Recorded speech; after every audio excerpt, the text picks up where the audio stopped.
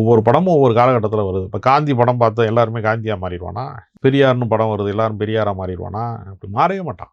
அவனவனுக்கு என்று ஒரு தனித்த ஒரு மனநிலை இருக்கிறது, ஒரு அறிவு சூழ்நிலை இருக்கு, அவனுடைய வாழும் சூழ்நிலைன்னு ஒன்று இருக்கு. அதுக்குள்ள தான் வாழ்வான். சினிமா ஒரு தாக்கத்தை ஏற்படுத்தும். மன ரீதியான ஒரு தாக்கத்தை தான் சினிமா ஏற்படுத்தும். வாழ்க்கையை அது மாற்றும்னு சொல்ல முடியாது. அதனால இந்த படம் வெற்றி படமாகி விட்டது. இந்த சொன்ன கருத்து சர்ச்சையாகி விட்டது. சர்ச்சைக்குரிய கருத்து வருவது என்பது சினிமாவுக்கு கான்ட்ரவர்சியா இருக்கிறதுங்கிறது கவன ஈர்ப்பு தானே. அந்த கவன ஈர்ப்புல வென்று விட்டது. அதுதான் அது லவ் டுடேல தொடங்கி அவர் அவருக்குன்னு ஒரு ஸ்டைல் மாதிரி மெயின்டைன் பண்றாரு. அவர் டைரக்டரா தான் அறிமுகம் பண்ணாரு கோமாளி படத்துல. அவர் பின்னாடி கொஞ்சம் கொஞ்சமா அவருக்குன்னு ஒரு ட்ராக்கை உருவாக்கி ஒரு நடிகராக வெற்றி பெற்றுட்டாரு. இப்ப தனுஷோடைய இடம் அதெல்லாம் பிரதீப் ரங்கநாதனுடைய இடமா அடுத்த கட்டத்துக்கு மாறிட்டு இருக்கு அப்படின்னு ஒரு விமர்சனம் வருது, ஒரு கருத்து சொல்லப்படுகிறது. தனுஷோட தன்மை வேற, இவரோட தன்மை வேற.